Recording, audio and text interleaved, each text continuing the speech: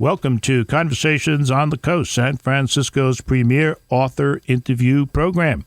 Today we're going to have a rather different program, perhaps a very different one, because we have with us a very different writer who took on a task of writing the sequel to The Godfather. The book is called The Godfather Returns, a new novel based on the Corleone family characters created by Mario Puzo. I think it's the last time I'm going to say that. Yeah. And the author is Mark Winegardner. Book is published by Random House, and Mark is here in the studio with us. Thanks for coming by. You're welcome. Now, the temptation in getting ready to do an interview with you is to immediately plunge into the backstory, how you got the job and all that kind of thing. And I do want to cover that eventually, but it seems to be that it's not fair to you as an author to start there, but rather we should start by talking about the book itself.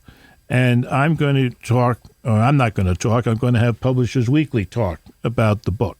They say, in part, this is a phenomenally entertaining, psychologically rich saga that spans the entire Godfather years, imagined in novel and film by Mario Puzo, the latter via his screenplays, filling in the blanks, fleshing out the characters, focusing primarily on the time, mid-1950s, early 60s, between when Puzo's landmark novel ended and the film Godfather 2 begins. And that's very important because it sets the timeline of the book.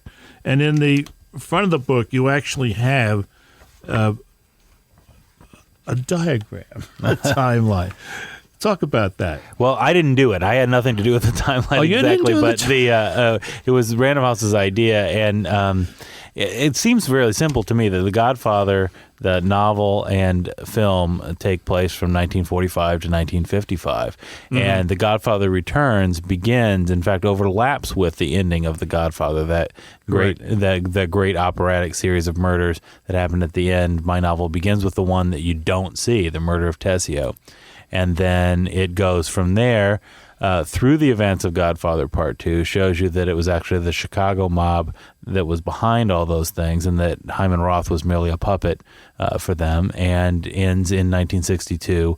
And The Godfather Part 3 doesn't begin until 1979. So it's complicated in that it neither really mentions much about nor contradicts anything from the films, but it is a true blue sequel to the novel. So in some ways, it seems so complicated that Random House needed to put this timeline in, but in fact, all that it does is take up right where the other novel left off and moves forward. Publishers Weekly goes on. Winegardner brings enormous talent to bear on this popular story and its immense cast of characters, deepening Puzo's work at nearly every step. There are many new and newly fleshed out characters, and from assorted mob bosses, most notably Chicago's Don Louis Russo, a.k.a. a word we can't say face, spiritual descendant of Al Capone, and Nick Geraci, Corleone man destined to become the Corleone's arch enemy, to various Corleones, most notably the slain Sonny Corleone's twin daughters. There are sharply drawn cameos on and on and on. And then finally, the book is a wholly absorbing novel that's written beautifully with great skill and compassion. Godfather fans will love this tale. Puzo himself must be raising a celestial glass and shouting a hearty salute. So there you are. You're being toasted in heaven by your friend Mario. Who didn't believe in heaven, but wherever he is. Wherever Mario is raising a wine glass. Well, he loved the idea of being a great earner from the beyond the grave. So wherever he is, he's getting a big kick out of that. So the book opens, and I just want to go a little bit more into the plot line of the book. It opens with this incredibly well-written scene, which I found very, very scary. It kind of took me right back to the whole Godfather feeling. People are getting killed. Yeah. Well, the this murder of Tessio, it seemed to me it's weird that it's the one that happens off stage, because I think it's also the one that matters the most emotionally. Those other mafia dons are just kind of the enemy. They're not very well developed. Carlo's obviously been a terrible guy who's been responsible for Sonny's being killed, so you take pleasure in his death. But even Michael Corleone says Tessio was doing the right thing. That it was a smart play to betray the family, and so this one matters the most emotionally. He's been an associate of Vito Corleone's for decades, and we don't see it. And Geraci, who you're right, I mean his name should be Geraci if it was pronounced correctly, but he's Americanized it, and he becomes kind of the worthy adversary that Michael Corleone never has. There is a backstory to The Godfather Returns, and one of its main characters is the kind of person that on an author interview show we rarely talk about. He's the book editor. And today we're going to spend some time in the second segment talking about this editor. So stay tuned. You're listening to Conversations on the Coast with Jim Foster. Follow us on Twitter at JimFosterCoc or send an email to jimfostercoc@gmail.com. This is Conversations on the Coast. We're talking today to Mark Winegardner about his book, The Godfather Returns, with a terribly long reading line, which I'm not going into again, all based on Corleone family characters, etc. It's published by Random House, and it's doing very well, thank you. It's in its 5th printing. You can find it somewhere around number 10 on Amazon. Number 5 on Publishers Weekly for you aficionados out there who get Publishers Weekly. And for the rest of you, number 7 on the New York Times bestseller list. Congratulations. Well, thanks a lot. That's all very good news. Now, I promised that we would talk about the role of an editor by the name of Jonathan Karp in all this. Jonathan Karp is now Vice President and Editorial Director at Random House, and he was Mario Puzo's editor. He was for Puzo's last several novels, and he had for years kind of bedeviled Mario with the idea of continuing the saga. And Mario actually, from the beginning, conceded that it was a good idea, and there was a lot more to be said. There were a lot of holes in the plot and loose ends, but that he himself was exhausted with the characters and had no more to say. And so, as he was ailing, he decided that he, would give his blessing to this on 2 conditions: that they wait to pick someone to continue the story until after he died, and that they get a lot of money for it for the for the family. So both of those things happened. And there's a phrase in here that Mario has supposedly said to his family they could do whatever they wanted with the rights of The Godfather after he died, or his exact phrase was, "after I croak." Right. That's how Tony Puzo tells the story, Mario's son and literary executor.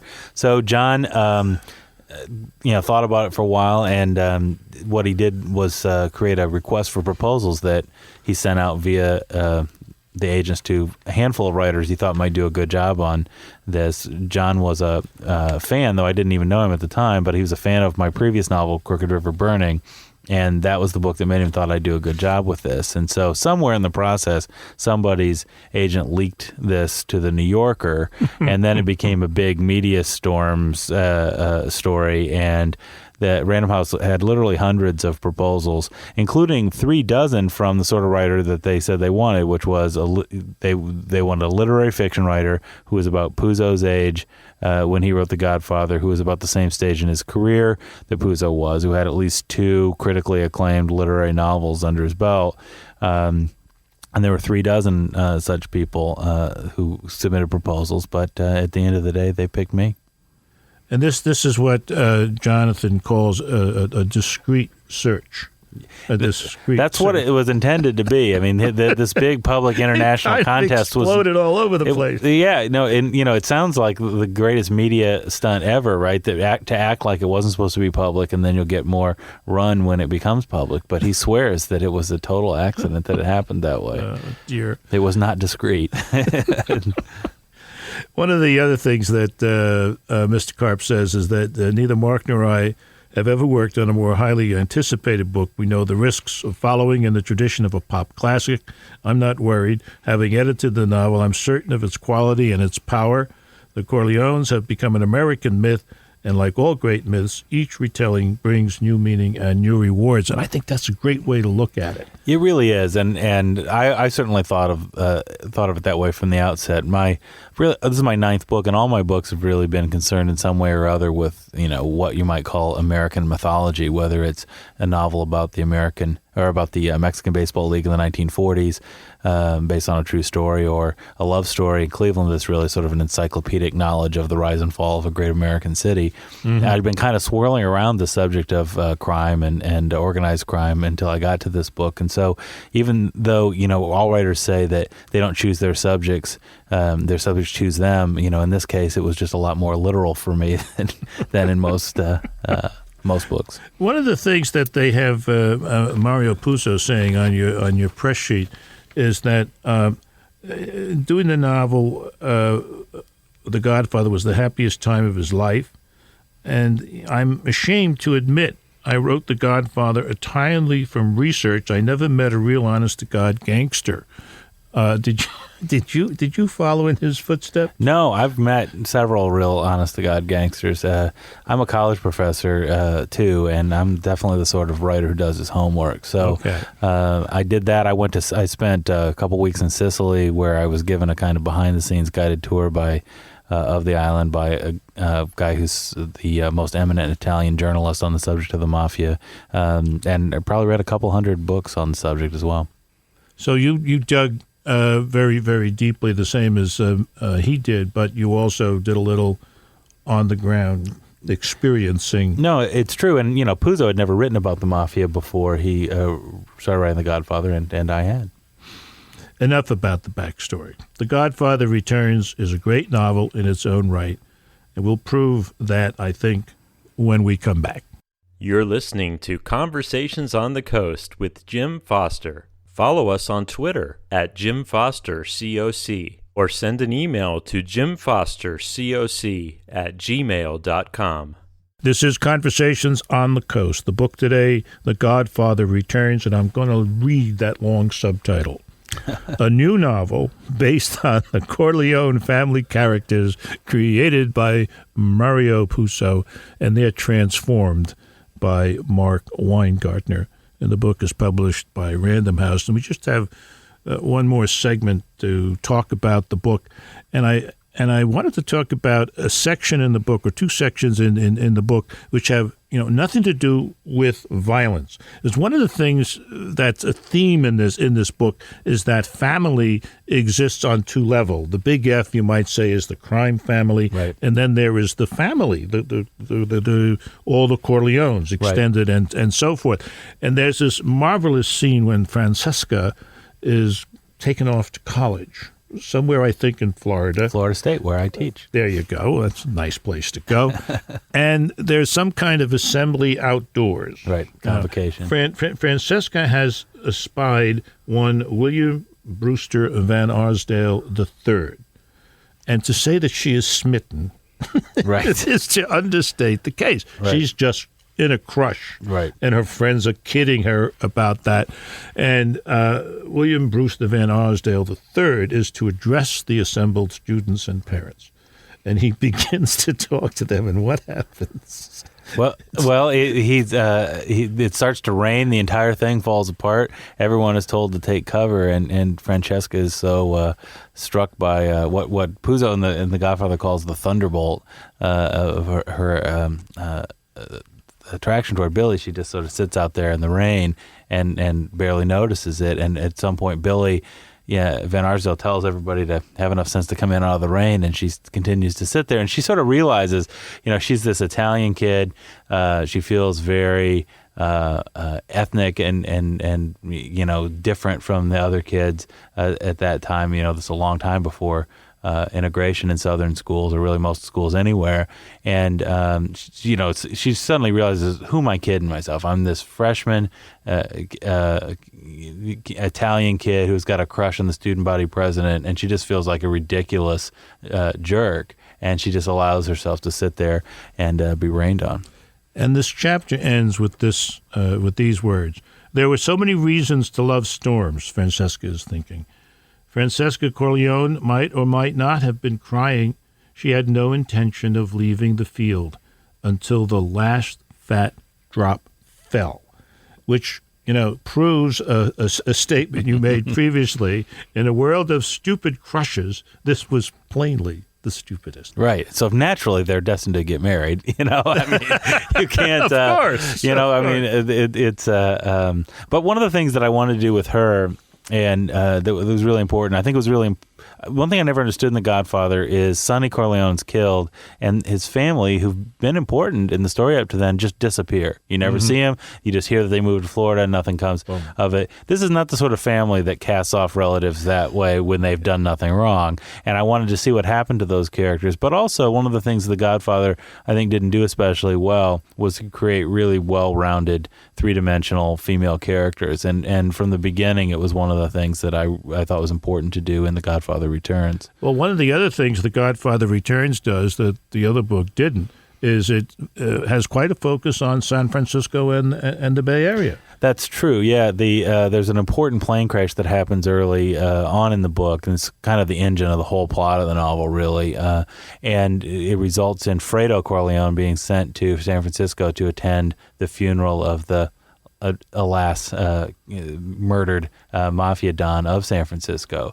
Fredo sees this. He is shocked after the cemetery to find that the people aren't buried in San Francisco; they're buried out in Colma, and he starts to think this is the best racket anybody ever thought of. It's got an Italian name. How did they? Someone's got a piece of land out there. Where do stonecutters come from? Sicily. And he comes up with this idea that he wants to create the same sort of thing in New York. Buy a big piece of land in New Jersey, outlaw burying people in New York and Long Island, and plant them all out in New Jersey. Now, this is really an important thing, too, because we see Fredo betray the family, and he says that he's been passed over and that his ambition has somehow been thwarted as Michael Corleone was made the boss of the family, but we never see one tiny piece of evidence about Fredo's ambition. So not only does he come up with the scheme that drives him in San Francisco, but there's an important unfortunate crime that happens soon thereafter, also on the streets of San Francisco. Here in the Bay Area, in San Francisco, an unfortunate crime. Oh, very unusual, I know. Yeah, all right. One of the things that I've heard you say from time to time, we spent some time together today, is that you don't think you'd ever want to do this kind of thing again. Why? Well, you've done this so well. Well, I love the idea of thinking that I might not quite yet be through with the Corleone family, but I certainly never thought of this as a publishing gimmick. I always thought I could write a great novel, and I did my best to do so. The Godfather Returns is the book. The author, Mike Winegardner. This has been Conversations on the Coast, and I'm Jim Foster. Follow us on Twitter at Jim Foster COC, or send an email to jimfostercoc@gmail.com.